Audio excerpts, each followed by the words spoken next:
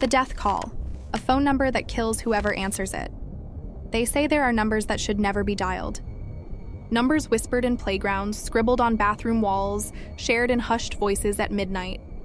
Most are just stories, campfire dares, urban legends made to scare the curious. But one number is not a story. One number is real.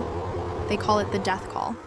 It is not listed anywhere, not in any directory, not in any phone record you can find. It finds you. It appears on your screen without a contact, a string of digits that should not even connect. And when you answer, it is already too late. I did not believe it until it happened to me. And now I live only in the retelling, because the moment I picked up, the countdown began. It started on an ordinary night. The kind you forget until something unforgettable burns it into memory. I was sitting alone, the house too quiet, the kind of quiet that makes every creak sound intentional. My phone lay face down on the table.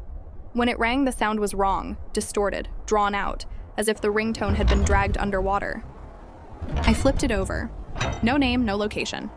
Just a number I didn't recognize. It was longer than any number I'd seen, digits stacked like crooked teeth. For reasons I still don't understand, I answered. Maybe it was boredom. Maybe it was curiosity.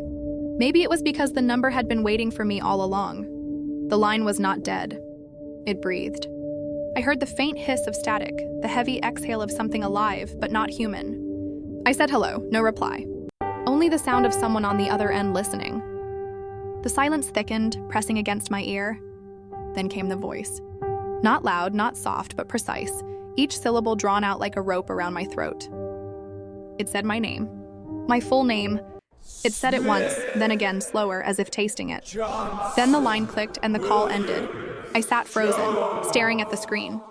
The number was gone. No record in recent calls, no log, nothing. I tried to convince myself I had imagined it. But my pulse would not slow, and my ears still rang with the sound of my name stretched into something unholy. That night, I dreamed of phones ringing in every room, cords snaking across the floor, each one whispering, each one pulling at me. I woke gasping, the echo of the call still in my skull. The next night, the phone rang again. Same distorted tone, same impossible number. I didn't answer. I watched as it rang, the digits glowing faintly, rearranging themselves as if alive. After a minute, the screen went black. A text appeared. 2 words, answer me. I dropped the phone. When I picked it up again, the screen was clear. No text, no record. Only the battery drained to nothing, though I had charged it fully. I left it off, convinced I could ignore it. But you cannot ignore a call that isn't from this world. Ignoring only makes it hungrier. By the 3rd night, I had no choice. The call came at exactly the same time, midnight on the dot. My phone lit the room with its pale glow. The number stretched longer, digits spilling across the screen until they blurred. Against every instinct, I answered again. This time there was no breathing, only a faint sound like footsteps on gravel. They drew closer, step by step. Then the voice returned, layered now, as if dozens spoke at once. It told me the day of my death, a date only a week away. It told me the place, my own home. It told me I could not escape, that answering had sealed it. And then the call ended with a final click that echoed inside my skull. I tried everything. New phone, new number, new house. None of it mattered. Every midnight, the call found me. The digits appeared no matter where I was, whether I held a phone or not. Sometimes they flashed across mirrors, sometimes across television screens, sometimes burned into the dark when I closed my eyes. Always the same demand, answer me.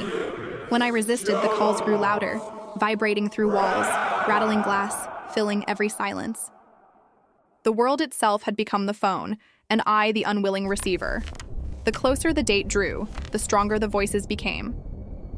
They spoke not only my name, but the names of others, friends, family, strangers who would be near me when it happened. They spoke their deaths too. I tried to warn them, but they looked at me with pity. They thought I was losing my mind. Perhaps I was. But madness would have been kinder. The voices grew sharper, filling my ears even when I crushed the phone beneath a hammer, even when I drowned it in water. The number no longer needed a device. It had attached itself to me, its line running not through wires but through veins. On the final night, the call came not from a phone but from every sound at once. From the creak of the house, from the ticking of the clock, from the wind against the window. My name filled the air, layered endlessly, pressing me flat against the floor. The number appeared everywhere, scratched into the wood, burned into the wallpaper, glowing on my skin. I could not block it out. I could not refuse. I answered with the only voice I had left. Yes. The room went silent. The line was clear. The world stopped breathing. What happened next cannot be explained in words meant for the living. The line did not end, it pulled. The voice on the other side was not speaking to me. It was becoming me. My throat echoed with the sound of screams I had never made. My lungs filled with static. My heart stuttered to the rhythm of the ringtone. The number carved itself into me, digit by digit, until I was nothing but the echo of that impossible call.